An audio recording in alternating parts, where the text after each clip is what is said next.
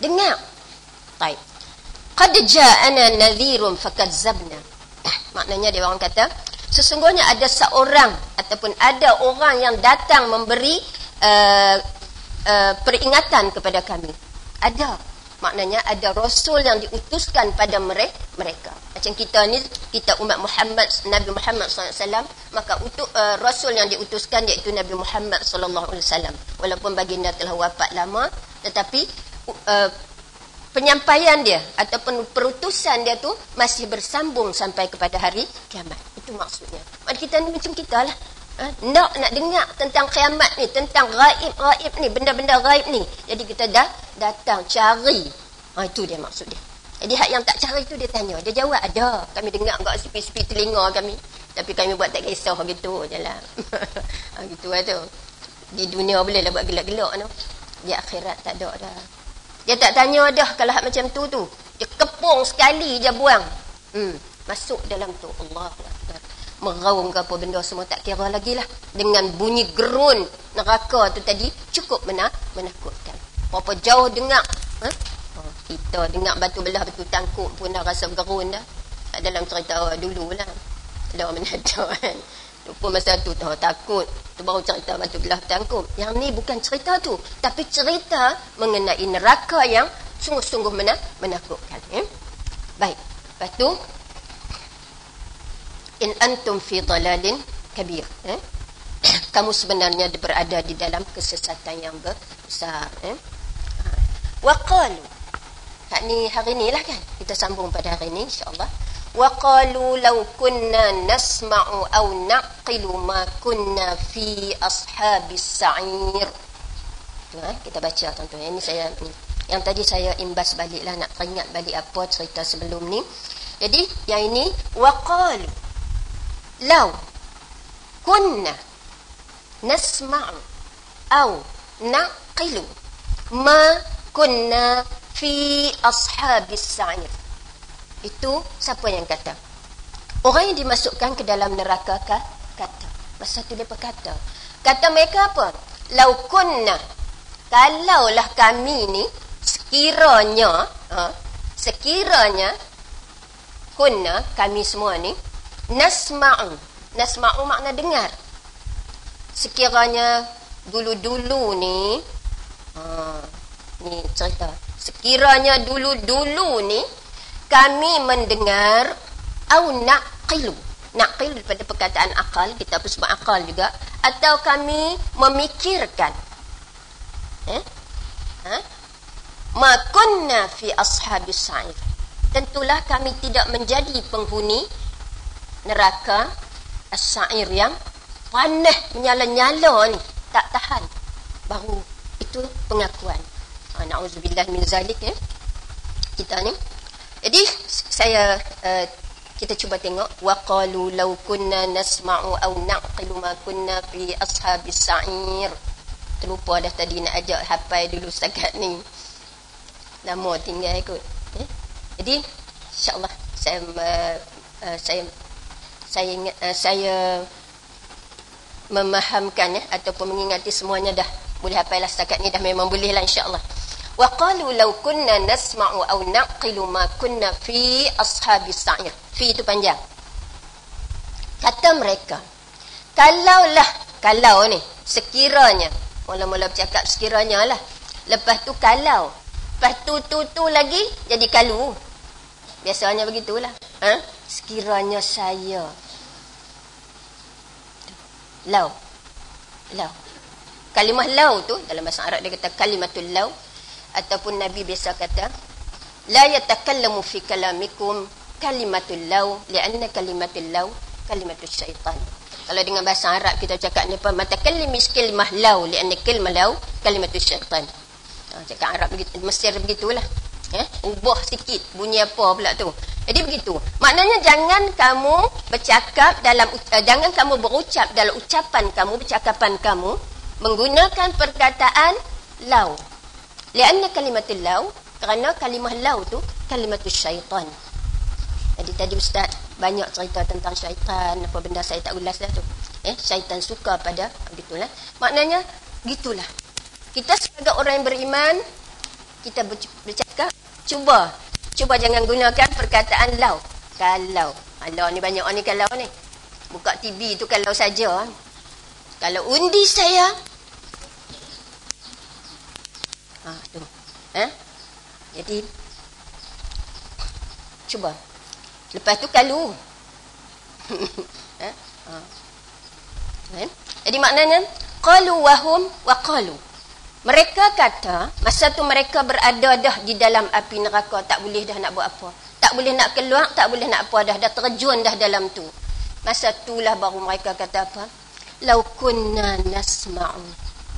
Kalaulah, sekiranya lah kami mendengar dalam ucapan yang amat sedih. Bukan seronok dah. Sedih. Kalaulah kami dengar ucapan orang yang sesal.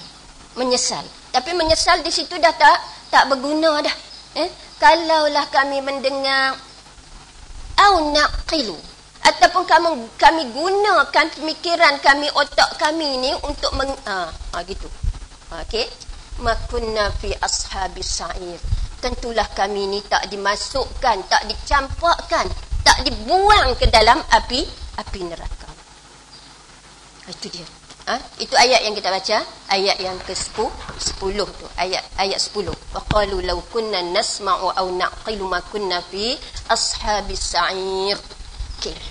Law nasma'u, law kunna nasma'u.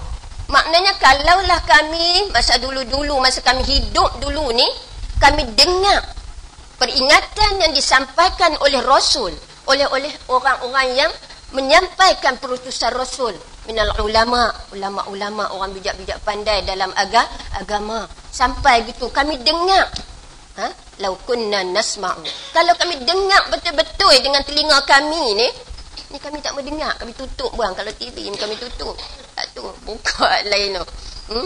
Ada juga yang kata tak apa ustazah, kami tak pergi, tak apa ustazah tu. Kami pagi-pagi tak pernah miss langsung dengar, tengok dalam TV. Ada tu cakap dengan saya betul-betul macam tu. Tak apa, ustazah seminggu sekali ya. Kami tiap-tiap hari dah duk baca, duk belajar dalam pagi-pagi TV tu. Buka TV pagi-pagi kami dah belajar dah. Lebih hebat lagi orang-orang yang mengajar tu. Betul. Lepas tu dia habis ajak. Dia pun kadang tengah duk lajak.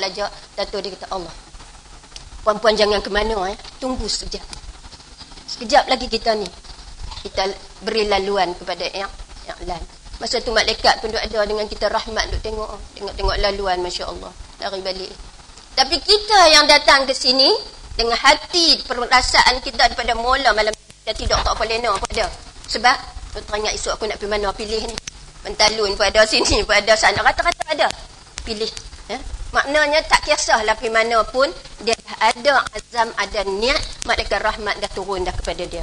Bila dia mari duduk di situ, dia dah bersama dengan malaikat rahmat. Itu kelebihan dia. Kita duduk di rumah, saya pun buka agak kadang-kadang tu. Tapi buka masa tu tak ada ni suami satgi nak pergi kerja, anak nak pergi sekolah. Kita pun nak goreng-goreng hangus kalau duk buat macam tu, duk tunggu tu hangus lebih. Tak ada. Jadi tak ada. Jadi maknanya kelebihan orang yang datang tu lebih daripada yang kita tu. Bukan tak bagi tengok, memang dia suruh tengok sebab itu ilmu cukup, masya-Allah. Saya kadang-kadang ya Allah, saya rasa saya tak ada ilmu. Memanglah sikit sangat yang ada pada kita, tak boleh kata banyaklah, ada sikit sangat. Yang ada pada saya ni kalau nisbah dengan sebuah perigi, barulah sebanyak setitik air liur daripada seekor burung layang-layang lah katakan. Baru banyak tu je ilmu kita yang ada. Nak seronok buat apa, nak megah buat apa, tak ada. Sikit sangat yang ada kat kita ni berbanding dengan ilmu Allah yang terlalu luas. Jadi kita tak megah. Malah kita rasa, ya Allah, aku ni tak ada ilmu, sikit sangat ada ni, sikit sangat. Tapi oleh kerana yang ada sikit tu, kita kena sampai, mana kita kena sampai. Puan-puan, dunia sekarang ni, dunia apa orang kata, dunia internet, tanpa sempadan apa benda semua, tak kerti nak sebut lah. Betul, sepikir betul lah, tak ada sempadan sungguh. Kadang-kadang kita dengan jiran kita pun tak jumpa sebulan sekali, payah nak jumpa. Tapi dalam internet, Masya Allah, orang tahu habis dalam rumah kita. Kita dalam rumah kita tak tahu anak kita duduk internet tu. Cerita tak masak nasi lah, duduk tidur. Orang tahu semua dah, kita tak tahu. Contoh tu yang kata tanpa sempadan tu tadi. Tapi puan-puan yang dirahmati Allah Subhanahu Wa Taala, Cuba kita fikir balik. Kita gunakan tanpa sempadan tu bersempadan. Balik selagi kita buka internet, kita tulis balik apa yang kita dengar dan dapat daripada ustaz tadi, Masya Allah punya banyak. Daripada saya tak tahu banyak mana sikit ya kot, tak banyak sangat. Sebab ilmu bersikit, tak bandingnya. Tapi kita tulis balik, sampai balik. Masya Allah, bukan kita saja yang membacanya, sebaliknya seluruh dunia membaca. Itu. Kita sempadankan. Kalau tadi dia kata tak ada sempadan, sungguh saya fikir, sungguhlah internet ni tak ada sempadan. Apa berlaku rumah kita, kita tak tahu pun. Tapi orang tahu semua. Kita buka balik tengok, ya Allah, cerita habis. Kadang pergi kedai beli cerita. Pergi kedai tadi tengok baju, kedai murah, beli baju ni. Tangan singkat tapi aku kenal, aku beli juga. Beli tudung berapa lai habis. Sedunia tahu cerita dalam internet tu. Rumah kita, jiran-jiran kita dah macam tertutup. Tak tahu, tak jumpa, payah jumpa. Tapi dunia tanpa sempadan ni luas. Ini maknanya kita sempadankan dia. Apa yang kita dapat hari ini, kita tulis. Sampaikan balik kepada orang-orang lain. InsyaAllah, sedunia akan baca. Anak-anak kita ramai ada yang, di dunia mana tak ada anak-anak kita yang boleh berbahasa Melayu. Dia akan buka baca. Masya Allah, itu. Sampaikan ilmu-ilmu yang kita dapat. Memang kena sampai pun. Bukan setakat anak-anak kita. Tapi kita dah lebih lagi sebab kita dah ada internet dan sebagainya. Cubalah insyaAllah. Gunakan ilmu kita lah tu. Allahu Akbar. Kita balik ni. Saya pergi bahasa airport tu, tang mana tu, kait tu. Taib lau kunna nasma'u. Jadi kalau kami dengar daripada mana? Lau kunna nasma'u. Kalau kami dengar peringatan yang disampaikan oleh Rasul ataupun wakil-wakil yang disampaikan oleh, maknanya alim ulama dan orang bijaksana, orang bijak pandai, agama tu tadi. Au naqilu, ataupun kami ni gunakan akal pemikiran kami yang waras untuk memahami segala apa yang disampaikan oleh Rasul dan wakil-wakil Rasul tadi sampai ke akhir zaman lah maknanya. Ma kunna fi ashabis sa'ir, tentulah kami tak menjadi penghuni neraka. Jadi di sini saya nak tengok nasma' tu, kita tahulah dengar ni yang kita dengar tadilah, macam kita kata dengar lah. Naqil tu, saya nak kaitkan apa makna naqil di sini ya. Ibnu Abbas, Sayyidina Abdullah bin Abbas, sepupu Rasulullah SAW, kata dia, lau kunna nasma'ul huda au naqiluhu, maknanya kalaulah kami ni, ikut tafsir dia, kami ni dengar petunjuk yang disampaikan oleh Rasul dan utusan-utusan Rasul yang lainnya, macam kita hari inilah yang disampaikan kepada kita, au naqilu, dan kami cuba memahami, memikirnya, faham betul-betul.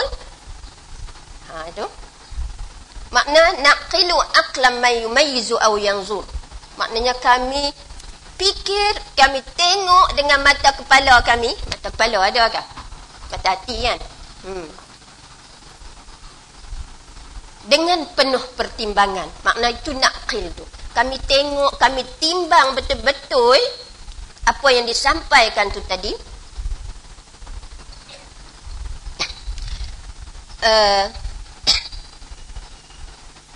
Sebab akal ni, pada Ibnu Abbas dia kata, orang kafir tak ada akal.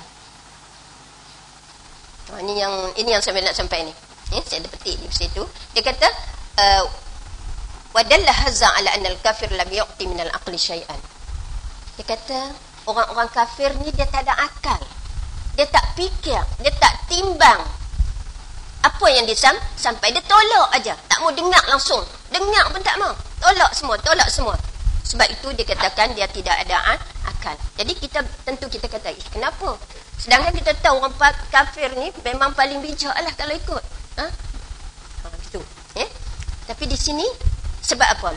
Sebab yang kita tengok ni, li'anna al-aqla la yu'ta lil kafir walau kana lahu aqlun la amana. Karena akal ni tidak diberi kepada orang kafir, lau kana lahu aqlun la amana.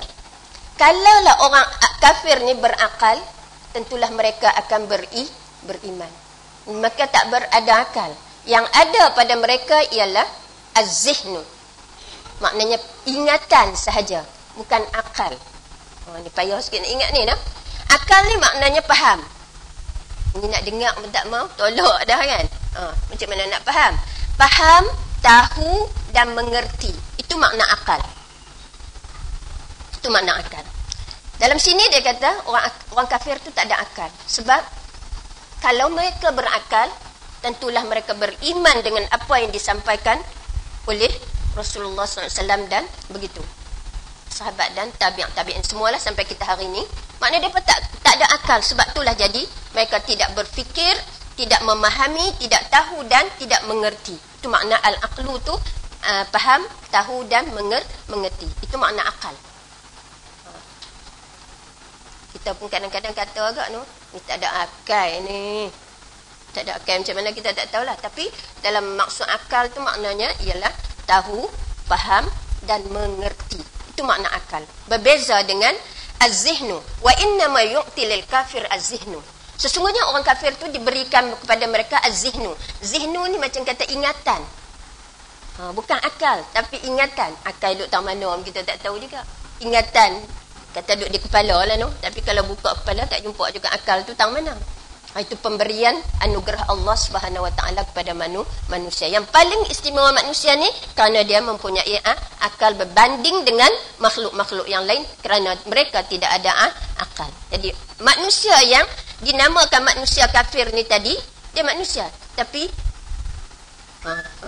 apa? Dia tak beriman. Kerana dia tak beriman, maka dia katakan mereka ini tidak ada akal. Jadi ingatan tu fasara alaihi hujjah. Maknanya mereka boleh buat sebagai hujjah. Hujjah. Ada ingatan saja ada kat mereka. Wa zihnu yuqbalul ilmu jumlatan. Maknanya kata mufassir kata az-zihnu tu tadi, ingatan tu tadi dia boleh simpan, ingat. Berapa banyak benda pun dia boleh ingat, dia boleh simpan. Tapi dia tak ada akal. Akal ni maknanya ni kita boleh faham ni. Tadi kita tak faham lagi, saya pun faham. Kata kita tak faham lagi. Akal ni maknanya yumayyizul ilmu wa yuqaddirul maqadir li hududil amri wan nahyi.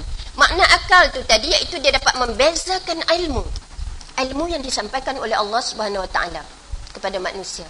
Dia boleh beza. Ini ilmu Allah ni. Ini ilmu Allah, dia boleh beza. Itu maksudnya akal. Dan dia boleh dia mampu untuk menguruskan ilmu tu tadi. Li hududil amri wan nahyi. Maknanya dia tahu ini perintah, ini larangan. Aku tak akan buat yang ini sebab ini aku tahu Allah Subhanahu Wa Taala sedang melihat. Allahu Rabbi. Dia pegang hak tu. Allah tu Tuhanku. Allahu syahidi. Allah sedang menyaksiku. Jadi itu yang berakal. Itu orang berakal dia pegang tu. Allah yanzuru ilayya. Allah sedang melihat saya. Allah menjadi penyaksian saya. Jadi saya tidak akan buat apa yang dilarang, saya akan buat apa yang disuruh. Itu maknanya al-aqlu. Kita boleh faham? Boleh insya-Allah. Antara beza antara akal dengan az-zihnu. Jadi orang kafir ni dia tak ada macam tu. Memang tak ada. Kalau dia ada, dia berimanlah. Dia ada az-zihnu. Ilmu dia kumpul berapa banyak dia memang boleh kumpul. Tetapi dia tidak ada akal. Allah tak kurniakan kepada mereka akal.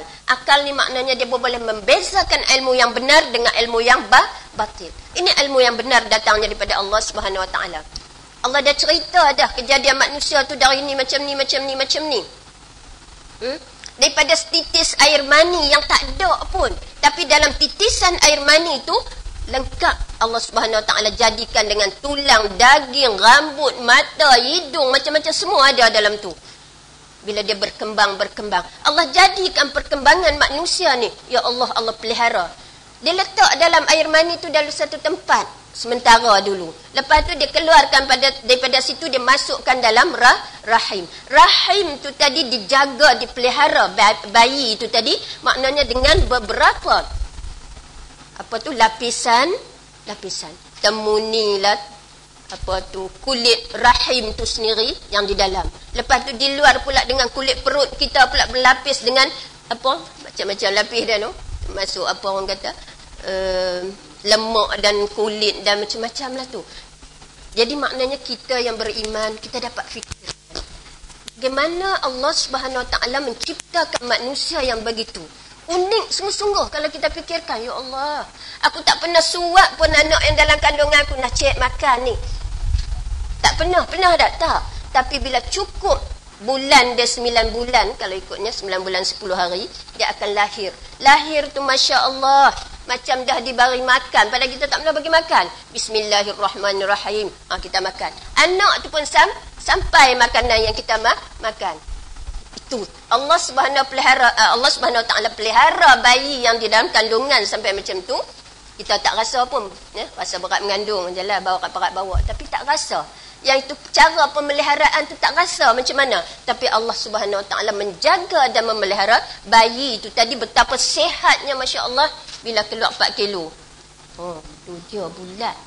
Tengok Masya Allah bulatnya 4 kilo lah, 4 kilo. 2 kilo setengah tu biasa ya kan. 4 kilo tu ya Allah.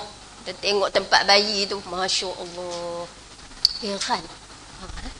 Allah bagi ilmu pula untuk membantu mengeluarkan tu. Kalau dulu tak ada pembantu dia, wallah alam lah, kita pun tak tahu.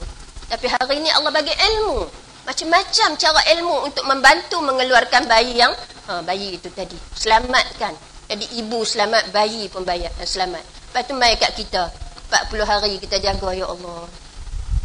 Kita yang jaga pun rasa. Yang hak duduk dalam pantang pun, ya Allah, rasa baru 40 hari. Tapi budak tu membesar juga begitu. Cuba tengok kebijaksanaan Allah Subhanahu Wa Taala ni pada yang berakal. Nak cerita berakal tadi. Allah Subhanahu Wa Taala punya bijaksananya Allah. Lahir tu dia bagi makanan. Apa makanannya? Dia dah sediakan pada ibu tu tadi susu. Sesuai dengan bayi yang baru lahir menyusu ibu dia tu tadi, ataupun tak dapat menyusu ibu, menyusu susu. Tapi bayi tu membesar. Kita tengok itu adalah akal. Akal yang boleh membezakan yang itu. Jadi orang beriman dia akan dapat membezanya. Itulah. Jadi kalau orang tak beriman ni dia biasalah tu, natural dia kata. Biasalah dia buat begitu. Dia buat biasa. Bukan satu yang biasa. Sebab ada penciptanya. Jadi orang yang beriman dia melihat kepada penciptanya ialah Allah Subhanahu Wa Taala. Itu dia. Mak beza antara al-aqlu dengan az-zihnu. Maknanya orang beriman dia boleh fikir macam tu. Bila dia fikir macam tu, sampailah kepada peringkat alhamdulillah. Dia pun mengucapkan alhamdulillah. Maknanya ini semua adalah kurniaan daripada Allah, dan Allah lah sahaja yang tempat layak untuk menerima syukur kita hambanya. Yang pula hamba tak bersyukur. Jadi hamba tak bersyukur lah jadinya. Diriwayatkan daripada Nabi sallallahu alaihi wasallam anna rajulan qala. Diriwayatkan daripada Nabi SAW anna rajulan qala, seorang lelaki datang kepada Nabi SAW berkata, ya Rasulullah. Dia datang dia kata, ya Rasulullah, wahai Rasulullah, ma'aqala fulanan nasrani. Faham tak? Dia kata Masya Allah, dia tak kata Masya Allah, ma'aqala fulanan arabi. Dia kata bijak sungguh, dia kata orang Nasrani itu. Dia puji seorang Nasrani, dia kata ya Allah, bijaknya orang Nasrani itu. Nabi bila dengar pujian yang macam tu terhadap seorang Nasrani ni bukan Islam, tak Islam ni, faqala, Nabi marah. Nabi kata apa? Dalam bahasa Arabnya dia kata mah tu marah lah, macam kita kata macam itulah gitulah macam mah kata Nabi. Innal kafir la aqala lahu, kata Nabi, sesungguhnya orang kafir itu tidak ada akal. Amma sami'tu qaulullah subhanahu wa ta'ala wa qalu law kunna nasma'u aw naqilu ma kunna fi ashabis sa'ir. Jadi Rasulullah SAW terus membaca ayat ni. Kata Rasulullah, aku dengar daripada firman Allah Subhanahu wa taala berfirman, wa qalu law kunna nasma'u aw naqilu. Mereka berkata, kalaulah kami ni berakal, kalaulah kami ni mendengar dan kami memikir dengan menggunakan akal, makunna fi ashabis sa'ir.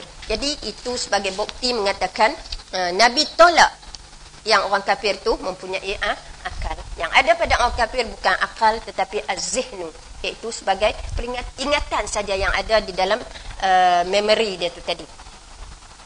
Baik. Dalam hadis Ibnu Umar, dia kata fazajarahun Nabi. Bila Nabi dengar kata seorang lelaki itu tadi memuji seorang Nasrani, dia kata Nasrani itu bijak betul-betul, berakal sungguh. Nabi terus tengking dan kata dia mah. Itu bahasa, dua bahasa tu samalah. Kita kalau kita orang Melayu ni kata ke apa? Lah tu biasanya lah tak mau ni tolak kan. Tak kata lah bohong tapi tu tak maulah tu. Kata Nabi begitu.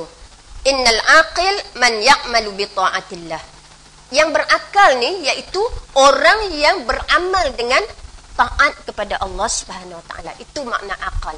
Maknanya orang yang taat kepada Allah Subhanahu wa taala itu menunjukkan orang tu mempunyai akal. Kalau tak taat tak berakal.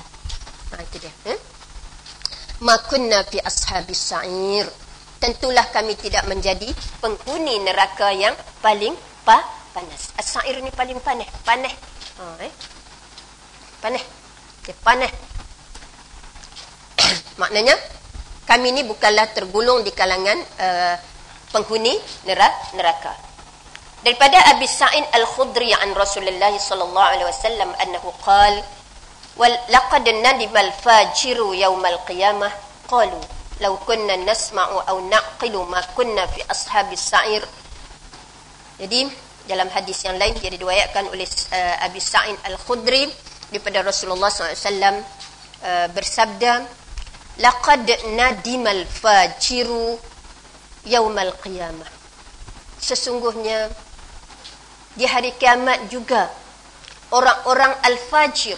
Fajir ni maknanya yang bukan tolak kafir lah, tapi orang ni orang maknanya orang Islam tapi dia melakukan maksiat. Maknanya buat fitnah, mencabul, zina dan sebagainya. Fitnah tu mudah aja, seronok aja kalau ikut. Tapi Allahu Akbar. Seronok aja fitnah ni.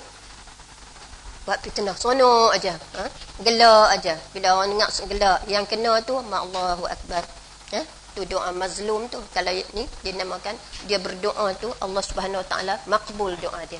Sebab dia di fitnah. Al-fitnatu asyaddu minal qatl dalam Quran. Fitnah tu lebih teruk lagi daripada bunuh. Kalau bunuh senang, rap aja habis, mati, tak ada apa dah. Tapi fitnah ni duk bawa situlah sampai lagi tak mati kata orang. Duk teringat benda yang fitnah, itu fitnah. Jadi fitnah tu satu yang Allah Subhanahu Wa Taala larang sama sekali pada umat Islam ni. Buatlah janganlah duk mereka duk buat apa, janganlah, itu fitnah. Fitnah asyaddu minal qatl. Kita ingat yang tu. Yang gaul sekali, jangan campur aduk sekali dengan fitnah. Jadi al-fajir ni maknanya orang yang berdosa, iaitu orang yang buat fitnah, orang yang mencabul, orang yang berzina dan sebagainya lagi lah, derhaka apa masa tu, termasuklah tu ya. Di hari kiamat besok mereka menyesal. Apa kata mereka? Lau kunna nasma'u aw naqilu ma kunna fi ashabis sa'ir. Mereka juga berucap macam dengan orang kafir ucap. Kalaulah masa kami hidup dulu kami dengar nasihat-nasihat manusia ni, nasihat orang-orang ni, kami ikut semua pelakuan gitu, dan kami menggunakan pemikiran kami, ma kunna fi ashabis sa'ir. Tentulah kami tak jadi orang ahli neraka, penghuni neraka. Tu dua lah maknanya kita nampak di situ. Tadi orang kafir, yang keduanya orang yang mengaku dia Islam tapi dia melakukan maksiat. Faqala Allah Ta'ala. Jadi bila depa ucap saja macam tu, lalu Allah Subhanahu Wa Ta'ala pun berfirman, fa'tarafu bizambihim. Ayat ke-11. Fa'tarafu bizambihim. Iaitu mereka pun mengiktiraf, mengaku akan zambun, kesalahan, dosa-dosa mereka. Fa'tarafu bizambihim. Lalu mereka mengaku yang mereka ini telah melakukan dosa. Jadi apa boleh buat? Tak boleh buat apa dah. Fa bu'dan lahum min rahmatillah. Ketika itu mereka semua dah jauh daripada rahmat Allah Subhanahu Wa Ta'ala. Jadi bila dah macam tu, dah tak boleh buat apa-apa dah terlambat sangat-sangat dah. Jadi di dunia ni lah kita kena mengingat-ingat umur kita ni bukan panjang dah. Yang lepas tu panjang. Yang depan ni kita tak tahu. Dekat sangat dah ke, pendek mana pun kita tak tahu. Yang kadang tah petang ke, tah malam ke, tak sampai petang ke. Jadi macam tu. Jadi maknanya kita ingat yang mati tu dekat. Yang hidup kita ni dah panjang berlepas. Karena tu kita kena banyaklah beristighfar kepada Allah Subhanahu Wa Taala. Mana tahu dengan banyak-banyak kita beristighfar tu, satu istighfar kita diterima, kena pada masa dan tempatnya, istighfar kita diterima, maka bersihlah kita daripada dosa, insya-Allah. Ini hari Jumaat juga hari yang disuruh, digalakkan untuk kita banyak beristighfar. Mana tahu juga hari Jumaat ni di antara waktu-waktu ni Allahu Akbar terkena. Sebab tu ada ulama mengatakan di antara dua khutbah tu doa yang mustajab diterima. Jadi kita kata kami tak pergi masjid macam mana? Dia orang pergi masjid tu kita pun duduklah juga semayang. Dan pula tunggu orang balik masjid kita nak semayang. Tu orang lelaki. Orang perempuan ni masuk waktu duduk atas ketika semayang lah. Dan kita berdoa lah ketika itu. Manalah tahu masa tu juga Allah sedang, waktu yang Allah buka hijab, dia terima doa kita. Yang kita kata, tunggulah, mereka balik dulu makan nasi dulu, apa semua sekali ni. Sekali baru aku semayang. Ada. Masuk waktu kita semayang. Ada orang fikir macam tu. Dia kata, betul ke? Bila saya kata betul, dia kata, betul ke? Kena tunggu balik dulu. Saya pun tanya balik laki perempuan kita ni. Kalau perempuan, tu dia. Kalau kita laki betul, kena tunggu orang balik semayang baru kita boleh semayang. Pasal apa kita tak pergi semayang di masjid? Jadi kena semayang, tunggu sampai orang habis. Tu denda yang dibagi, dia buat. Jadi kita tak fikir lagi. Tapi kita perempuan tak, sebab dia tak suruh kita pergi masjid. Jadi masuk aja waktu, Allah, semayanglah. Berdoalah kepada ketika tu. Hari Jumaat ialah hari yang banyak diberi keampunan. Digalakkan berdoa sebanyaknya. Itu kata penghulu segala hari. Baik. Fa'tarafu bi zambihim. Jadi orang-orang yang berdosa di dunia tu tadi, orang-orang yang berdosa, maknanya di kalangan orang-orang yang membuat dosa lah. Fa'tarafu bi zambihim. Lalu Allah Subhanahu Wa Taala berfirman, mereka mengaku dengan dosa-dosa mereka. Fasuhqan li ashabis sa'ir. Yani maknanya jauh mereka dari rahmat, dan mereka juga terpaksa dicampak ke dalam api neraka. Dia tak boleh buat apa dah. Jangan sampai ke peringkat itu kita nak beristighfar dan kita nak menyesali. Maknanya waktu inilah kita menyesal. Sebab tu Nabi pun ajak kita, Allahumma khtim lana bihusnil khatimah wala takhtim alaina bisu'il khatimah. Ya Allah, akhirilah, sudahilah kehidupan hidupku ini dengan sebaik-baik bisu'il khatimah, sebaik-baik penyudah dia, khatimah dia. Dan janganlah kamu akhiri ataupun sudahi hidupku ini dengan kehidupan yang bisu'il, yang buruk. Itu doa yang Nabi SAW suruh kita ajar. Manalah tahu kita esok-esok ni dah tua, dah sikit tak larat masa tu kita pula sudah.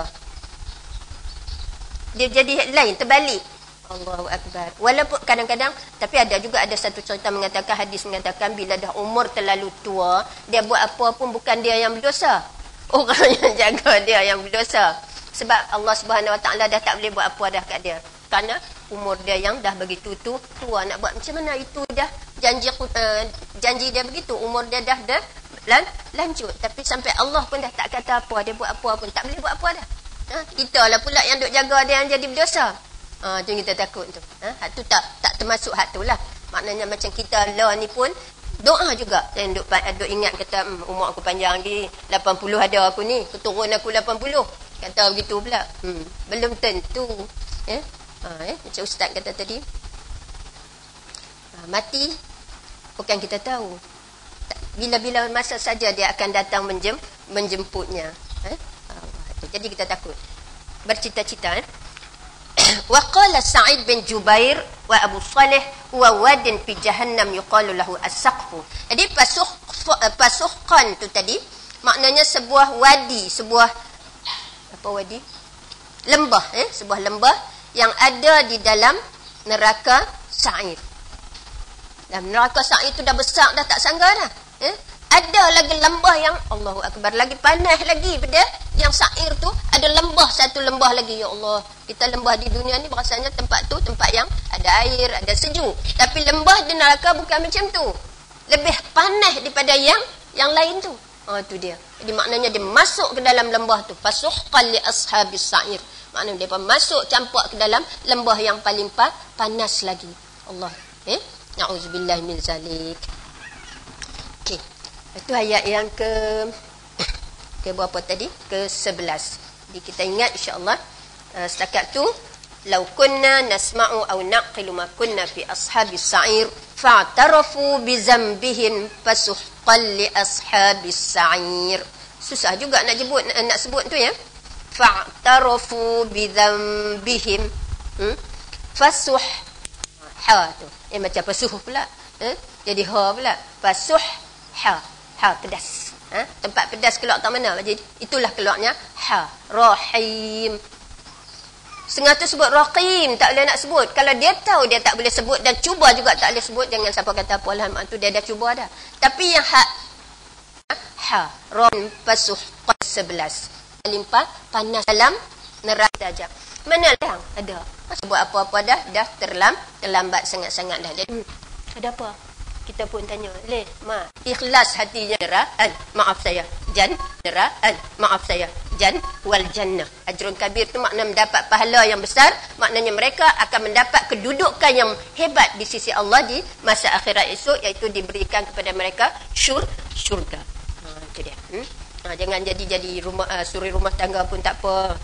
Ikhlaskan hati. Buat apa kerja semua kena ikhlas. Jangan tak ikhlas.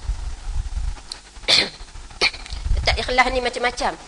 Kerja tak seronok bunyinya. Kerja tu seronok kalau kita ikhlas sebenarnya. Kalau kita tak 60 lah. Alhamdulillahirabbil alamin wassalatu wassalamu ala asyrafil anbiya'i wal mursalin wa ala alihi wa sahabati ajmain. Subhanaka la ilma lana illa ma 'allamtana innaka antal alimul hakim. Wala haula wala quwwata illa billahil aliyil azim. Wa ba'd. Alhamdulillah, syukur kita kepada Allah Subhanahu wa taala yang masih mau kita ni berjumpa hari ini, dan saya ucapkan selamat hari raya.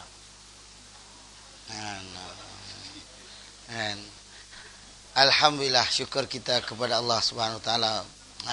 Muka surat 60 berkaitan dengan arah menghadap. Syukur kepada Allah Subhanahu wa taala. Abu Talib pernah satu hari didatangi oleh komponen jahiliah musyrikin Mekah. Bila mai-mai berjumpa dengan Nabi, berjumpa dengan Abu Talib, dan mereka bagi arahan kepada Abu Talib, kami nak minta hang ni supaya berhenti, supaya suruh anak menakah hang ni berhenti lah. Duk kerja, duk dakwah orang, duk ajak orang, duk nak kalih orang. Kok mana akan tukar akidah macam tu? Kami tak mau. Kami nak kali ni kamu hentikan dia. Okey, Abu Talib kata tak apa nanti. Sampai masa Nabi balik. Masa dia api Nabi tak ada. Dia pandai api, masa Nabi tak ada. Kan? Bila api Nabi tak ada, Nabi balik. Bila balik ke rumah, maka Abu Talib tadi pun bagi tahu kepada Nabi, ya Muhammad, tadi ni gerombolan datang kepada kami.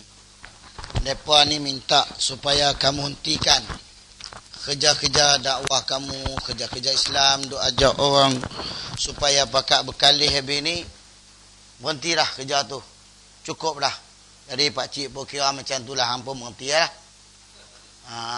Bila dah keadaan macam tu, Nabi SAW kata kepada Abu Talib, ya ammah, law wada'a asy-syamsa ala yamini wal qamara ala al-yasari li atruka hadzal amr fala.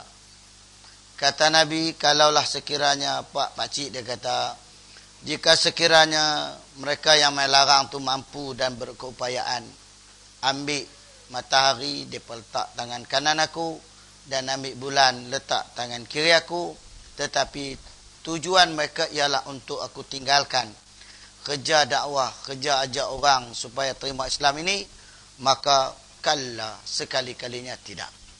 Aku tidak akan tinggal. Dan kalau pak cik berasa letih dah, tak larat dah nak bersama dengan saya, no comment. Terpulang. Bila dengar ketegasan daripada Rasulullah begitu, Maka Nabi SAW pun jawab.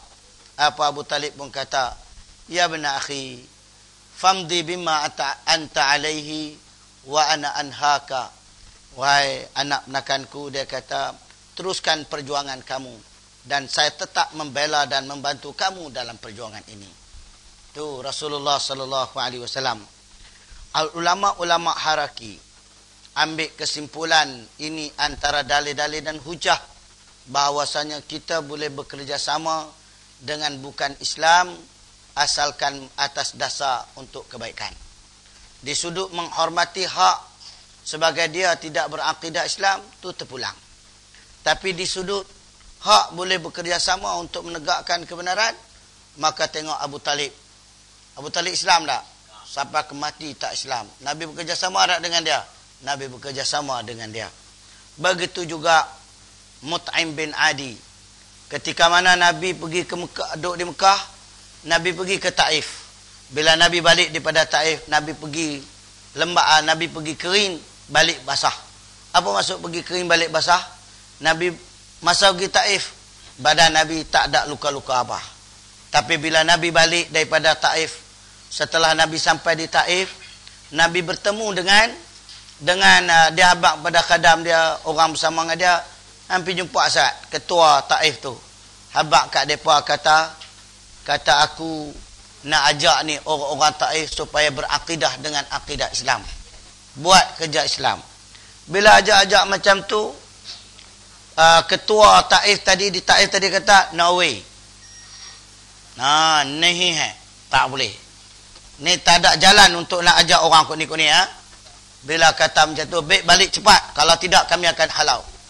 Tak ada nak balik turun Bukit Taif, terus mereka saya cerita ni tak ada dalam kitab, jangan nak cari. Jadi bila pergi Taif, Nabi balik. Bila balik-baliknya Rasulullah SAW kena ligan, maka batu hinggap kat badan Rasulullah, kaki Rasulullah, balik berdarah. Balik-balik berdarah sampai pula tinggalkan negeri Taif. Nabi nak masuk pula Makkah. Bila Nabi nak pergi pula Makkahul Mukarramah, Mekah pula immigration tak bagi masuk. Sekat pula. Tak boleh masuk. Melainkan kalau ada siapa-siapa bantu. Oleh yang demikian, maka di sana ada Adi bin Mut'im bin Adi. Mut'im bin Adi ini pula kata, tak bah, Muhammad di bawah jagaan aku. Maka ini satu lagi hujah untuk bekerja sama dengan non-Muslim, bukan Islam, untuk menegakkan kebenaran agama Allah Subhanahu wa taala. Maka Nabi teruskan perjuangan dia dan duduk bawah jagaan Mut'im bin Adi ni lama, sampai ke satu peringkat Nabi pun lepaskan, dah Nabi berasa ada kekuatan, lalu Nabi lepas. Nabi kata, Adi nampak gaya mu letih dah, Mut'im letih dah ni, nak pertahankan ni, depa duk serang kamu, lah ni macam ni lah ni saya serah kepada Allah Subhanahu wa taala. Dan pernah ketika Sulhul Hudaibiyah, Nabi apabila tengok rombongan daripada Mekah, halang Nabi tak bagi masuk Mekah pada tahun 10 ke hijrah. Nabi bila tengok orang Quraisy ni pakak ramai nak halang Nabi daripada masuk Mekah, Nabi buat umrah lah, senjata apa pun tak bawa. Free, tak ada apa di tangan. Senapang, kapal, pisau, parang, apa pun tak ada. Bendera pun tak ada. Tadi Ustaz Pi sebut bendera. Jadi mereka pun masuk tu tadi ni, Nabi tengok suasana orang-orang Quraisy dan anak halang Nabi. Lalu Nabi pun bagi tahu, bila aku melihat mereka ini, aku terbayang kepada Mut'im bin Adi. Jika Mut'im ada, sudah pasti mereka ini tak akan buat kat aku macam ni. Ataupun kalau ada Mut'im bin Adi, rubama barangkali dia akan menangis kerana melihat perangai-perangai masyarakat Mekah ini buat macam ni, dan dia bersedia untuk bela. Mut'im bin Adi Muslim ataupun tidak? Tidak. Tu tak kira halful fudul lagi semua. Jadi ini satu kejelasan untuk kita semua. Apabila ada suara-suara menyatakan berpakat dengan bukan Islam tak boleh. Siapa kata tak boleh? Lihat dalam kitab-kitab yang kita baca besar-besar semua. Tak usah duk baca tang ni dah kitab tu. Kita buat rumusan saja. bahwasanya selagi mana benda itu bukan benda batil, maka kita berhak untuk bekerja sama. Tapi kalau untuk mempertahankan kebatilan, marilah macam mana pun haram untuk kita bekerja sama. Contohnya orang tu jual arak, orang tu bisnes arak, tapi oleh kerana dia duk bagi gak sebulan dua, RM1 dua kat kita, maka kita bagi kesetiaan kepada dia. Maka jawab dia, kita sekali melakukan dosa. Mana bukti? Bukti dia firman Allah Subhanahu wa taala, wala tuti' man aghfalna qalbahu an zikrina wattaba'a hawa wa kana amruhu furuta. Ketika Nabi SAW menginginkan orang-orang Quraisy Mekah, Tang Sri Abu Sufyan, Datuk Sri Abu Lahab, untuk orang-orang kaya, orang hebat-hebat ni semua memeluk Islam. Nabi harap mereka ni masuk Islam. Bila Nabi doa harap macam ni, seolah-olah tak syok lah. Yang bersama dengan kita pun, Cikgu Zain. Tak tahu mana Cikgu Zain lah. Salah-salah. Jom Cikgu, jom sakit lutut dah ni. Yang bersama dengan Nabi ni terdiri daripada grup-grup Bilal, grup-grup yang du'afa minal mustad'afin. Maka Nabi ingin merasakan orang-orang yang kaya untuk terus bersama dengan Nabi, berjuang dan mempertahankan agama Allah Subhanahu wa taala. Jadi bila Nabi dah terasa macam tu, Allah Taala turunkan ayat, wasbir nafsaka ma'al ladzina yad'una rabbaka bil ghadati wal ashi yuriduna wajhah wa la ta'du 'ainaka anhum turidu zinatal ayatid dunya wa la tuti' man aghfalna qalbahu an zikrina wattaba hawa wa kana amruhu furta. Sabarlah adik kamu, harungilah cabaran-cabaran yang dibawa. Wasbir nafsaka, bersama dengan orang-orang yang setia untuk berjuang.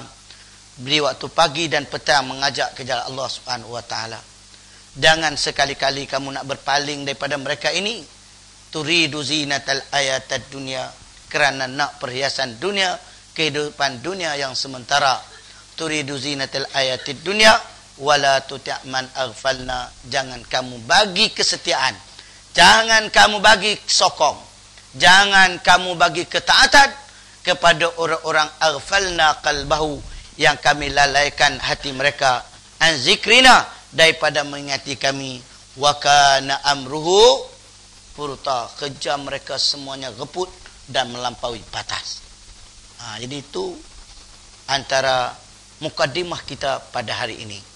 Nampak gaya semua terangkat belakang, kena handbrake kan? Jadi tuan-tuan, syukur alhamdulillah dapat kita bersama. Kembali kita ke jamban. Ni cerita bab jamban ni kan? Muka surat awak 60. Berkaitan dengan arah menghadap. Menghadap apa ni? Menghadap kiblat ke, menghadap ke mana ke bila kita qada hajat. Haram ke atas orang yang qada hajat menghadap ke arah kiblat atau membelakangkannya sekiranya ia berada di tempat lapang dan tidak ada berdinding yang tinggi yang menutup auratnya ketika qada hajat. Jadi bila qada hajat tutup, jangan pergi nampak.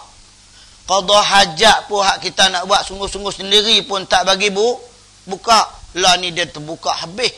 Tak kira siapa, dia selak semua. Tunjuk ke orang. Lagi teruk, lagi dahsyat.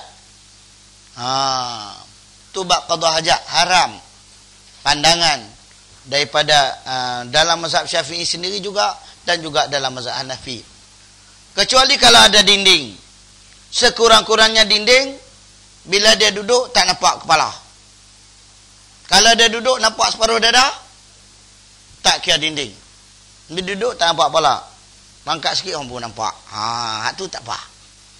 Tu pun kalau boleh jangan menghadap kiblat. Hormat kiblat. Begitu juga haram berada dalam keadaan demikian di dalam binaan yang tidak disediakan sebagai tempat qada hajat dan tidak mencukupi syarat-syarat pendinding seperti di atas, iaitu dinding yang tinggi menutupi auratnya. Masuk bilik ayak kencing. Bilik ayak untuk apa? Untuk mandi contohnya. Di atas dia pun tempat untuk qada hajat ataupun untuk kita baul kencing. Tak tahu kita masuk beradab be kau nak. Beradab ano. Dalam bilik ayak mana ada tunjuk arah kiblat. Oh, ngada. Tak tahu tak apa. Kalau tahu enggak usah. Tak boleh buat lagu tu kalau tak tahu. Kalau tahu. Makruh, bukan sampai dosa besar. Bukan sampai dosa besar. Tapi salahlah. Dan disyaratkan dinding yang menutupnya itu tidak jauh daripadanya lebih daripada 3 hasta dengan ukuran tangan manusia atau menyamai lebih kurang 150 cm. Sekiranya binaan tersebut disediakan sebagai tempat qada hajat seperti tandas, maka harus menghadap kiblat atau membelakangnya. Ni boleh. Kalau aduk dalam bangunan elok tak apa. Ni semua pakai arti lokal no. Macam jugalah. Al-Bukhari dan Muslim, ni nombor hadis, telah meriwayatkan daripada Abu Ayyub Al-Ansari radhiyallahu taala anhu bahawa baginda bersabda. Abu Ayyub Al-Ansari, kubur dia di mana Cikgu Zain? Turki. Where? Istanbul. Where? Lupa juga rupanya. Cikgu Zain Melayu ah? Oh, Istanbul. Betul, di Istanbul. Dekat depan pintu kalau Universiti Istanbul tu di situ. Istanbul asal nama dia berapa? Islambul. Islambul. Lepas tu dah duk sebut-sebut Istanbul Arab satu. Macam Islamabad. Islamabad tu asal dia Islamabad. Islam hidup. Zindabad. Kan? Zin abad, zindagi lain. Zin abad. Cikgu Zain hidup lama. Zindabad. Bat tu hidup lama tempoh dia. Baik. Itu Abu Ayyub Al-Ansari, orang pertama yang menerima kehadiran Rasulullah sallallahu alaihi wasallam. Tak lena, Nabi tidak bawah, dia tidak di atas rumah 2 tingkat. Tak syok. Tidak tak boleh lena, duduk semawa kat Nabi. Nabi nak tidur di bawah juga. Maka kawan tidur di atas pun tak berani nak berketik. Tu Abu Ayyub Al-Ansari. Hari pertama Nabi jamu. Dia jamu Nabi makan. Nabi makan sungguh lalu. Hebat sungguh Nabi makan hari tu. Maka besok dia pun suruh lagi bini dia masak dengan menu yang lain. Tambah sikit lagi ulam petai, jerin dan kenua. Kan? Kalau kita lagu tu tempat kita, dia suruh tambah lagi bawang putih, bawang mentah, hidang. Tengok-tengok halai semua Nabi makan. Tengok-tengok bawang Nabi tak makan. Maka bila angkat wak masuk dalam rumah, Abu Ayyub Al-Ansari sedih. Ada yang masak tak kena apa hari ni. Kan? Pasal apa Nabi tak makan ni? Dia berasa tak selesa. Tanya Nabi apa yang tak kena lagi. Nabi pun kata, aku semua kena dah. Cuma bawang apa semua ni aku tak makan lah. Tu Nabi SAW. Kalau kita sapu semua. Bawang goreng. Hak masak dah tak apa. Hak ni cerita hak tak masak lagi. Oh, dia harap makan bawang tak masak sedap. Ada nak makan rasa ada sikit-sikit macam itu ada bawang tak masak. Tu kalau makan shawarma di kedai mandi Arab tu, bukan kempen, ajak lah. Kan? Tu di wilayah shawarma hak putih tu. Itu ada sikit saja. Tapi kalau dia Arab, dia memang buat bulat-bulat. Bawang sungguh. Makan dia tu berasa. Berasa macam kita makan bawang putih. Sebab di sana bawang murah. Dia ada musim. Musim apa? Musim bawang. Clear. Di Syria lah. Tapi musim apa musim. Kesian kepada masyarakat di sana. Baik. Abu Ayyub Al-Ansari meriwayatkan daripada Nabi sallallahu alaihi wasallam, Nabi kata, "Iza ataitumul ghaita fala tastaqbilul qiblata wa la yastadbiruha bi baulin aw ghaitin, walakin syarriqu aw gharribu." Apabila kamu datang menunaikan hajat, qada hajat, fala tastaqbilul qiblata, janganlah kamu menghadap ke arah kiblat dan jangan kamu membelakangkan kiblat, dengan sebab kencing ataupun sebab ada besar buang air besar, walakin syarriqu aw gharibu, tapi menghadaplah kepada ke timur ataupun ke barat. Hari ini kita boleh tak lagu tu? Kita tak boleh. Pasal apa? Arah kiblat kita belah mana? Belah barat. Arah mentari naik tak boleh. Mana kita syamiluhu wa janubu. Jadi adaklah kepada utara dan selatan. Jangan pula sagi duk pergi ambil hadis mentah-mentah lagu ni. Oh, Nabi kata tak boleh menghadap ke timur dengan barat. Tak apa. Balik sini pun tak menghadap ke tu. Baik. Larangan ini dikhususkan pada padang pasir yang luas atau tempat-tempat seumpamanya yang tidak berdinding. Tahun 1980 pergi di Mesir. 1996 pergi Mesir. Pipi langkah rumah Kedah. Nak pergi ke masjid subuh. Tengok ya Rabbi, netap nama kan. Tinggi pula, bukan tinggi apa habis, duk macam rokok tak rokok. 1, 2. Tengok jumpa rupanya duk lawan tembak kat tu. Faham juga kan? Tak ada dinding dah masa tu. Begitulah kalau pergi di India.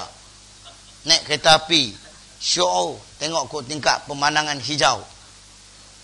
Mana ada cantik, lawa. Nak tengok babi pun ada, semua ada. Kerbau pun ada, dan tengok orang pun ada. Tu ya Rabbi, tanya Ustaz Afiq lah. Itu tunggu Ustaz Afiq cerita. Dia tawah keliling ni, tak kira lelaki perempuan duk keliling. Tapi jauh-jauh bukan duk dekat. Pusing satu. Masa tu tak ada tak ada dinding. Macam mana kesusahan yang mereka hadapi. Tapi tak ada adab, tak upaya. Kalau perempuan kencing diri, malu tak? Malu tak? Malu kan? Kita tengok di Malaysia, kita tak gamak. Pergi di India, kita jumpa. Duk atas kereta api, tengok jauh, gamakkan lembu. Tengok orang. Astaghfirullahalazim. Jadi hak tak elok jangan duk ambil. Cerita ni habuan nak habak, itulah yang berlaku. Budaya Islam hak cantik kita amalkan. Hak tak elok kita buang. Dalil ia dikhususkan pada tempat tersebut saja ialah sebagaimana yang diriwayatkan oleh Al-Bukhari dan Muslim dan lain-lainnya lagi daripada Ibnu Umar, aku telah memanjat di atas belakang rumah Hafsah disebabkan beberapa hajatku. Tiba-tiba aku melihat Rasulullah sallallahu alaihi wasallam dalam keadaan menghadap kiblat, membelakangkan Asyam. Apa dia? Maknanya qada hajat dalam bangunan, tak mana dia ambil hujah, tak mana dia ambil dalil. Ni dia, satu hari ada siapa di sini?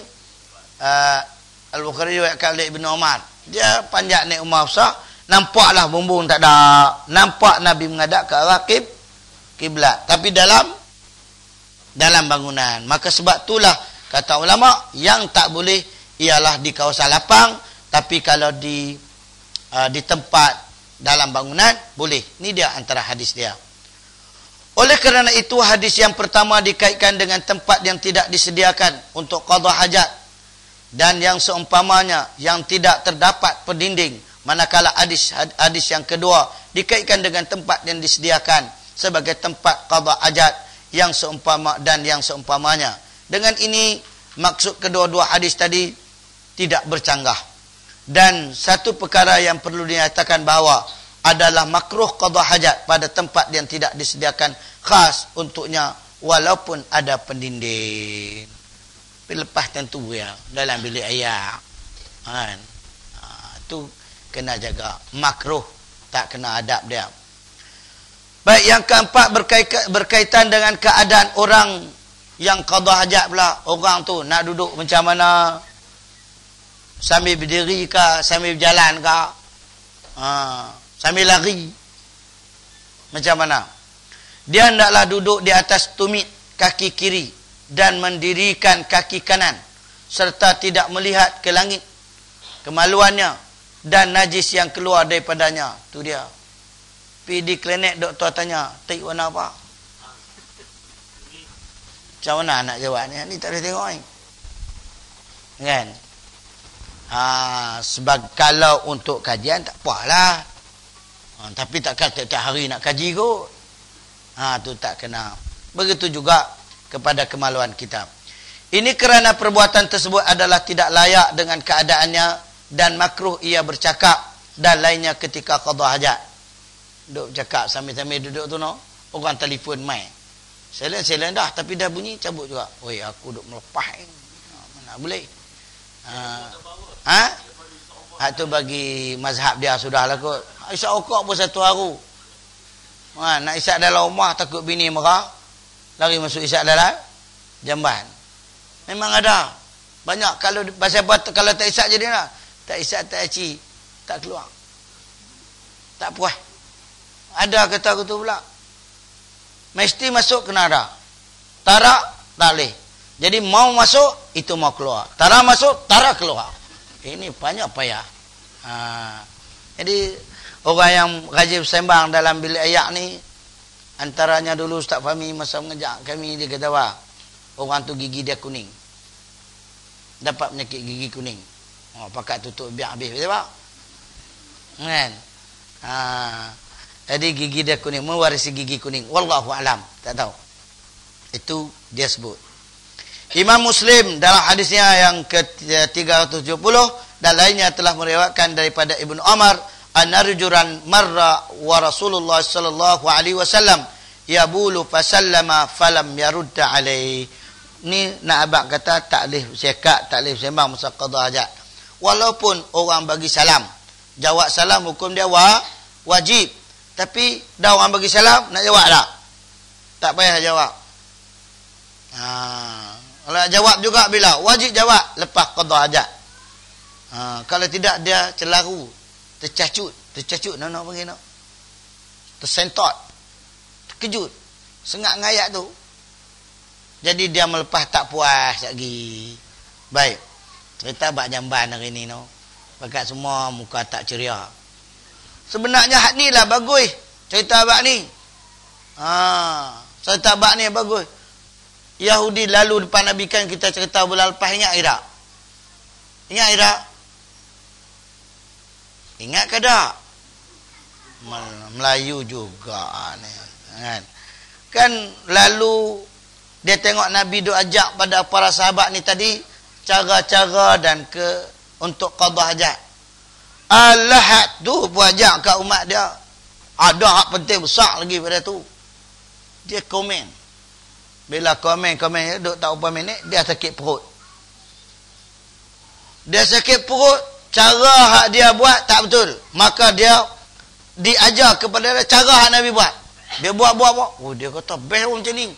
Penting rupanya bab qada hajat ni. Maka akhirnya dengan hak tu pun dia isi borang. Masuk Islam. Kan? Ni nak raya macam tu dah cara cakap. Baik.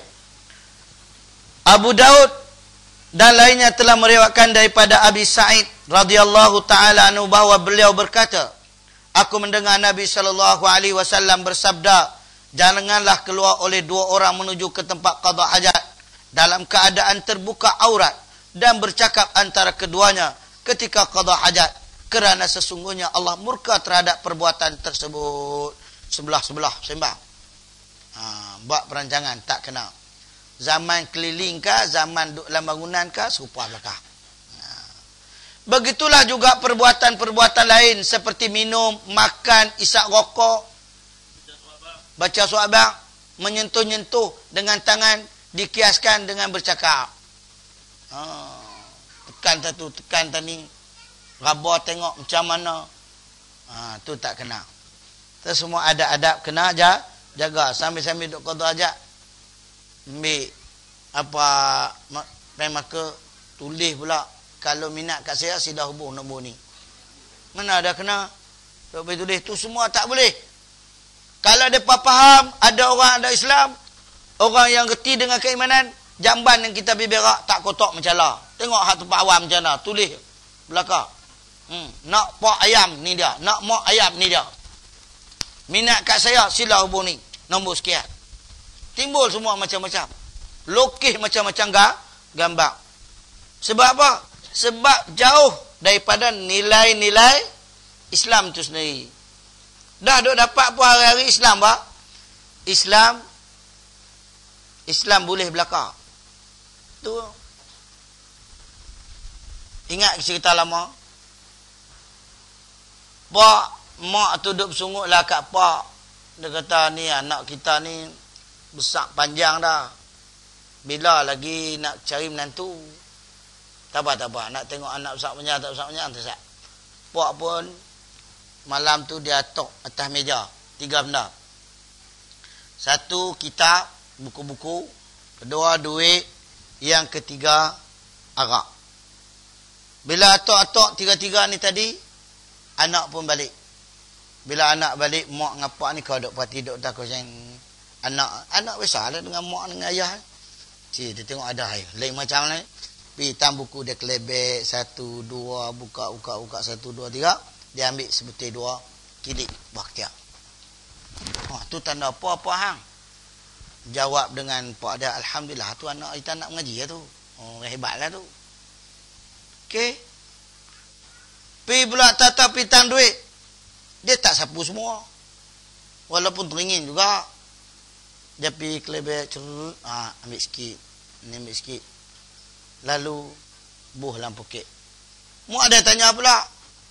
Tu macam mana apa hang? Maklong macam mana tu? Kan dia tanya macam mana?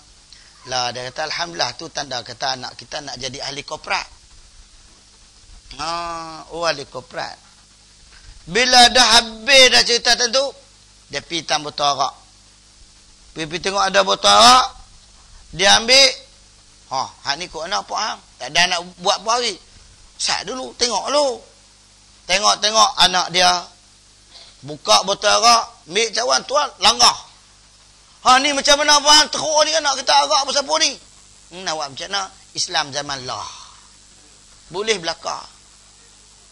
Ngaji pun dia main mengaji, duit pun dia sapu, arak pun dia menegah. Tidak. Hak lagu ni kalau kita sekongkol dengan dia, sekali dengan kita dapat dosa, ibadat yang kita buat tak dapat pahala. Itu kita kena faham. Kita duk pergi haji, duk pergi Mekah, duk pergi umrah sebagainya, kalau kita duk buat lagi benda lagu ni, jawab dia out. Ada bukti? Ada.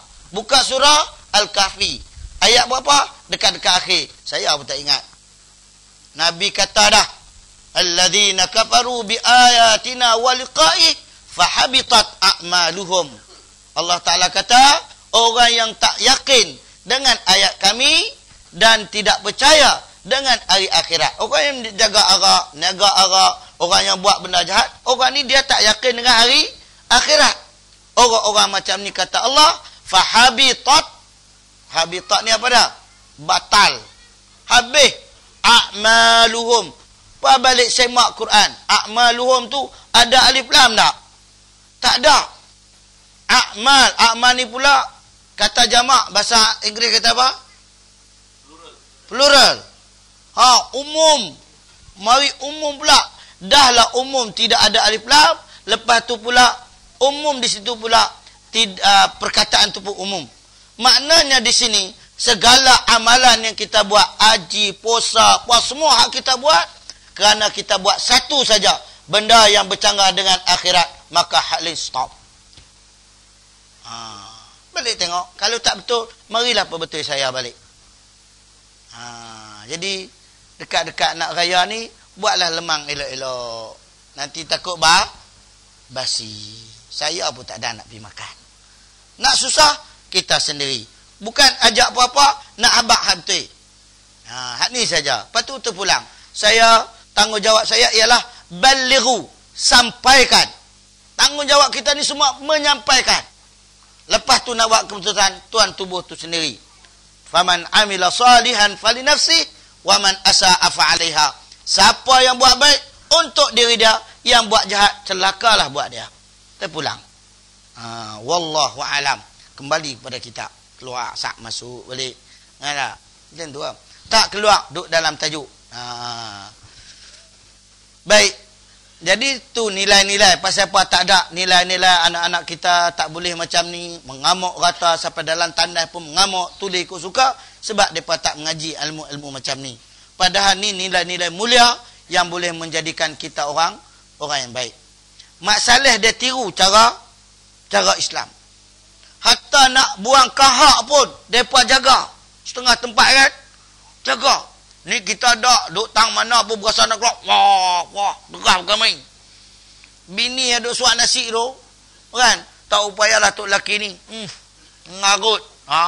Kak Singki dia pergi buat lagu tu. Betul tak? Sengak, tanda betul. Itu berlaku. Jadi tak kena sebenarnya. Pandai, jaga. Bahkan tandai pun kalau boleh dengan tempat makan tu dijauhkan. Agak-agak kalau dia melepas sana tak dengar detuman bom yang jatuh tadi ni. Ni kita duk makan tadi duk dengar bunyi peluk. Peluk. Susah macam tu. Jadi Islam ajak hak yang terbaik. Tu pun tak mau lagi, payah. Amo jam bu cepat hari ni pasal puak tau. Beristinja dengan tangan kiri. Ni cara alat pula nak guna. Kalau nak beristinja, nak cuci najis dengan tangan kanan. Dengan tangan Cikgu Zain? Betul? Ini lebih tangan kanan. Sungguh tangan kanan cikgu. Sebab apa? Tangan kiri kudung. Orang yang qada hajat hendaklah menggunakan tangan kirinya untuk membersihkan tempat najis. Sama ada dengan air atau batu. Dan seumpamanya seperti tisu. Kerana itulah yang lebih layak dilakukan. Sekiranya ia menggunakan tangan kanan, maka hukumnya adalah makruh. Sebagaimana makruh ia menyentuh zakarnya dengan tangan kanan. Kemaluan dia dengan tangan kanan. Untuk proses-proses ni. Kalau tak ada tangan kiri, dengan kaki kiri. Tangan kanan ada. Duk taruh buat apa. Hak ni cerita normal. Maka utamakan yang kiri. Hak yang lagu-lagu tu kita mulakan kiri. Hak yang baik-baik lagu ni macam nak masuk mengaji semua ni, kita mulakan dengan kanan. Nak keluar pada majlis lagi, kita mula dengan kaki kiri. Itu sunnah. Buat tu insya-Allah dapat lah. Tak dapat banyak, Tak dapat banyak, dapat lebih banyak. Sebab sekurang-kurangnya pahala yang dapat 10. 10 tu sikit ke banyak? Sikit ke banyak? Banyak. Sebab sikit berapa? 1. Sebab tu kita tak mau 1. Kita nak banyak. Tapi sebab 1 yang kita nak hanya Allah. Sebab tu kita tunjuk 1 kok tu. Kita tak buat macam tu. Itu dia. Beza. Baik. Sekiranya ia perlu kepada memegang zakar untuk membersihkannya dengan batu dan seumpamanya benda-benda yang beku pejal, maka ia hendaklah memegang batu tersebut tanpa menggerakkan dengan tangan kanannya dan tangan kirinya memegang zakar dan menggerak-gerakkan untuk membersihkan tempat yang najis tersebut. Faham? Tak faham nak syarah lagi? Tak faham, balik-balik cari sendiri. Kan? Nak guna getah buah timun. Buah timun. Orang guna getah dia buat apa? Yang bergerak apa dia? Muka ke timun yang bergerak? Bagi timun tu bergerak. Pandai tak faham? Faham? Tuan? Pakat tercengang belakang. Payah juga. Tak apa tu main tanya sengak-sengak. Al-Bukhari dan Muslim telah meriwayatkan daripada Abi Qatadah radhiyallahu taala anhu daripada Nabi sallallahu alaihi wasallam, baginda telah bersabda, "Iza bala ahadukum fala ya'khuzanna zakarahu bi yamini wa la yastanji bi yaminihi." Itu bila berstinja untuk mencuci air kencing, ni biasanya hak laki-laki saja. Hak perempuan dia sama. Wala yastanji bi yaminihi, dan jangan beristinja dengan tangan kanan. Suci daripada hadas. Makna hadas pada bahasa ialah suatu yang berlaku, manakala pada syarak ialah perkara i'tibari yang hanya wujud ada atau ada pada anggapan saja. Tu ni panggil umurun i'tibari. Benda yang kira ada. Kira ada. Nak tunjuk ada tu lagu mana? Payah. Macam isu apa? Isu penampang. Ingat tak? Sakit ada tak? Ada. Tunjuk sakit mai? Tak boleh habaq. Nak habaq macam mana? Jadi ada buat masalah ni nak kena buat penampang. Jadi pandai-pandai lah buat penampang. Kan? Kalimah hadas juga digunakan pada perkara-perkara yang membatalkan wuduk yang akan kita perkatakan selepas ini, dan juga pada perkara-perkara yang mewajibkan mandi yang kita akan sebutkan selepas pada ini nanti. Kan? Akan ada nanti. Bila? Tahun baru. Zaman baru. Masa baru. Sebab bulan depan dah kita. Mana ada bulan ni ya?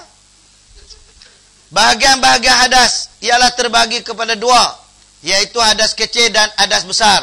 Hadas kecil ialah perkara i'tibari yang berlaku pada anggota manusia yang empat, iaitu muka, kedua tangan, kepala, kedua kaki, dan di mana ia menegah daripada sahnya sembahyang dan seumpamanya.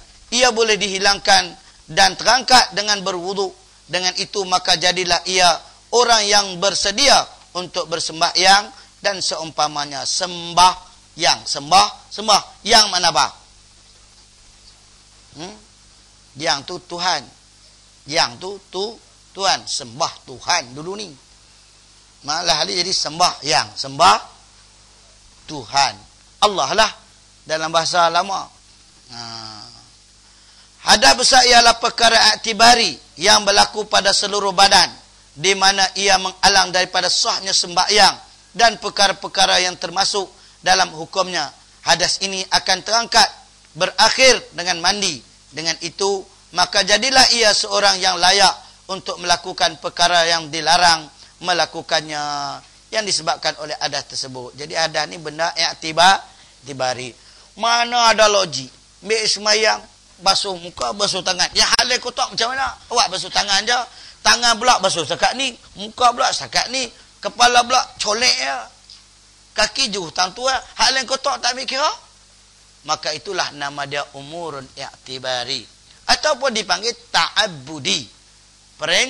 Perintah yang Allah Ta'ala buat. Ada benda yang kita fikir dapat logik dia.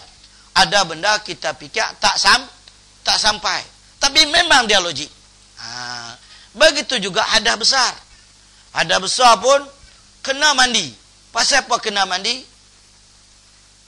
Pasal kalau ikut seorang syekh tu dia habaq, kerana badan kita ni kalau hadas besar, contoh orang bersetubuh contohnya, dia akan keluar satu bau yang sangat busuk. Dia boleh hilang hanya dengan mandi. Hadas besar. Tu benda-benda i'tibari. Wallahu alam. 5 minit kita bagi pulang untuk nak tanya apa, silakan. Nak sambung bab wuduk pula lepas ni. Ada laju hari ni no. Mula bersayuk dah. Kak nak raya. Ada lagi? Ada soalan tak?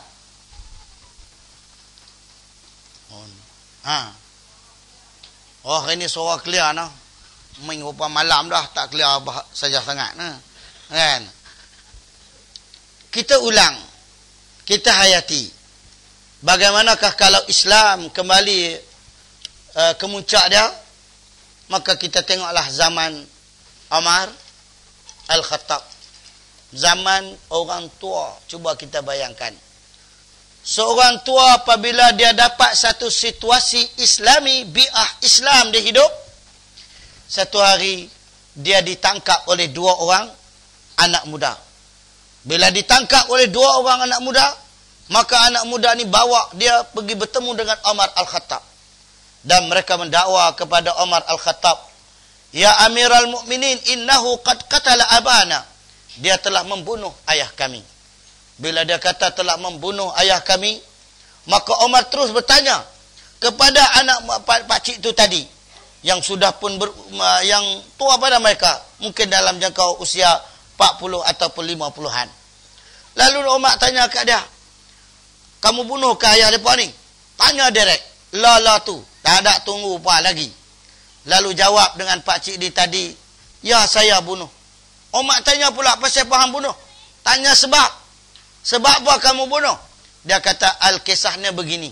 Ayah mereka ni naik unta, masuk ke kebun saya. Masuk habis pijak tanaman-tanaman yang ada. Lepas tu saya suruh keluar. Saya tunjuk perasaan. Tak dengar juga. Saya tegur dengan mulut, tak bergerak. Saya tunjuk perasaan saya sikit. Tengkin sikit. Bagi kuat sikit. Dia tak mau dengar. Maka saya pun ambil ketul batu, pungai. Pungai balik-balik dengan ketul batu. Kedebuk jatuh. Kena jatuh. Jatuh. Mati. Itu sebab dia. Maka Umar Al-Khattab kata, kalau macam ni punya gaya, fa'alaika bil qisas. Kamu kena hukuman qisas. Pakcik itu tak kata apa. Dia redha dengan hukuman yang nak dijatuhkan ke atas dia tadi. Tetapi dia minta kepada Umar Al-Khattab, "Please, satu benda saya nak minta. Saya nak balik rumah saya satu malam saja. Sebab saya nak bagi tahu kepada anak dan isteri saya, yang hari ini saya tinggalkan mereka, hanya makan, hanya Allah dan Rasul saja. Apa yang ada, hak itulah mereka makan. Kai pagi, makan pagi. Kai petang, makan petang. Itu saja yang ada kepada mereka. Jadi aku nak minta izin, aku nak balik bagi tahu kepada mereka." Umar Al-Khattab kata, "Kalau kamu nak balik, maka kamu nak kena ada penjamin." Nah, Umar tanya kepada hadirin yang hadir, "Man yakfuluh?" Siapa bersedia untuk nak jamin Umar ini? Apa pakcik ini tadi ni? Seorang pun tak bangkit. Pertama, kerana kes bunuh. Yang kedua, kerana yang bertanya ni Umar Al-Khattab. Dia tanya, kalau tak jadi, hak tu kena sapu. Tegas dengan kebenaran. Bila dah keadaan macam tu, Umar Al-Khattab tadi pun tanya sekali lagi, "Man yakfuluh wa man yadmuh?" Siapa penjamin? Siapa nak jaga dia? Maka bangkit seorang tua yang janggutnya telah pun putih, misainya juga telah pun putih. Lelaki yang disifatkan gharibun minal ghuraba, orang yang pelik daripada kalangan para sahabat. Dia bangkit, dia kata, "Ana ya Amiral Mukminin." Aku ya Amiral Mukminin. Aku jamin dia. Umar tengok dia. Oi, pakcik tua dah, putih dah. Lalu Umar tanya kepada dia. Tanya kepada siapa? Tanya pada hak putih, janggut putih tadi ni. Bukan Cikgu Mak Zain. Tanya lagi. Tanya kepada dia, "Ata'arifuhu? Kamu kenal ke pakcik ni?" Jawab dia, "Aku tak kenal." "Ata'arifu makana? Kamu tahu tak rumah dia di mana?" Dia kata, "Nahi, tak tahu. Aku tak tahu tempat dia di mana." Tetapi Umar tanya lagi kepada pakcik ni. Dia kata, "Macam mana kamu nak jamin seorang manusia yang kamu tidak tahu dia ni siapa dia, rumah dia di mana? Macam mana kamu nak jamin?" Jawab dengan Umar, jawab dengan lelaki tua ini. Siapa lelaki tua ni? Cikgu? Abu Zar Al-Ghifari. Lalu Abu Zar kata kepada Umar, "Inni ra'aitu fi wajhi simatul iman, fa innahu sadiqun la yakzib." Aku dah nampak di wajah mukanya tanda-tanda sebagai manusia yang beriman. Dan manusia seperti ini sadiqun, jujur, la yakzib, tak akan dusta sama sekali. Wala ya'udanna hadzal makan, dia akan patah balik ke tempat ini jika dia berjanji. Bila kata-kata macam tu, Umar Al-Khattab pun tak cakap banyak dah. Sebab yang bagi jaminan tadi sahabat Nabi, Abu Zar Al-Ghifari. Yang Nabi kata kepada Abu Zar, "Kamu akan mati seorang, kamu akan dibangkitkan seorang, dan kamu akan hidup seorang." Kepada Abu Zar, dia pun pi. Apa Umar Al-Khattab pun pusing kepada orang tua ni tadi, pakcik ni tadi. Pilah balik 3 hari 2 malam. Pi balik 3 hari 2 malam, minta semalam. Dia bagi 2 2 malam. Tapi ingat, waktu asar 5 hari bulan 5, hang kena ada sini. Contoh. Bukan ajak siapa kan. Dia kata, waktu ni sekian, kamu kena ada di tempat ini. Waktu asar hari 3. Dia pun, tak apa, balik. Balik. Tak ada siapa escort. Tak ada siapa turut. Tak ada siapa duk perhati dia, duk tolong teropong dia. Kok pasang CCTV kah? Dia lencong kok mana? Lencong kok mana? Tak ada siapa pun escort. SB lagi tak ada. Bila balik ke rumah, sembang mai, cerita mai, dia habaklah ke anak bini dia. Pasal apa dia minta balik? Agak-agak pasal apa dia minta balik? Afif, pasal apa Afif? Pasal apa dia nak minta balik? Pasal masa tu tak ada handphone lagi. TV pun tak ada. Jadi dia balik. Bila balik cukup hari ketiga, maka Umar Al-Khattab, Abu Zar, 2 orang anak muda tadi, semuanya dah sampai di masjid Nabi. Dan semuanya dah tunggu. Ta'ifatun minal mu'minin. Dan sebahagian daripada orang mukmin pun duk tunggu nak tengok majlis pengupacaraan qisas ini. Maka duk tunggu. Bila tunggu, sudah meyasak, orang tua tadi tak timbul-timbul. Tak kunjung tiba. Duk tunggu lagi, lajak lagi, bagi agak-agak masuk 10.30 pun tidak. Kan? Duk tunggu agak-agak dekat dengan maghrib dah. Tiba-tiba nampak wajah, nampak rupa manusia datang daripada jauh. Semua pakat tunggu tengok. La'allahu huwa. Mungkin dia. Semakin dekat lagi kau nampak. Semakin dekat lagi kau nampak. Maka mari tata duduk depan mereka. Maka mereka tengok dia. Huwa. Dia. Apa buat para sahabat? Apa tindakan para sahabat? Bukannya nak cemuh. Bukannya nak maki. Bukannya nak kutuk. Tak ada. Mereka buat apa? Pakat tengok dia mari. Bangkit dan menyatakan Allahu Akbar. Bukannya hidup Melayu. Dia bangkit, takak bulat-bulat, Allahu Akbar, sambut. Tu kesan dia apabila dapat seorang yang beriman. Macam di Kelantan hari tu, seorang Cina bangkit, saya sokong hudud. Contoh, berkesan. Tengok apabila berkawan bekas Menteri Kesihatan di Johor, dia cakap apa?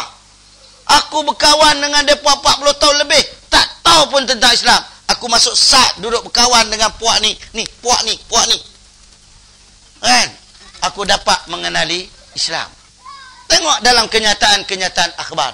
Kalau kita duduk lama ni dalam Islam, tak kenal juga Islam, maknanya karutlah kita berkawan. Tak kenal lagi. Jadi cerita balik.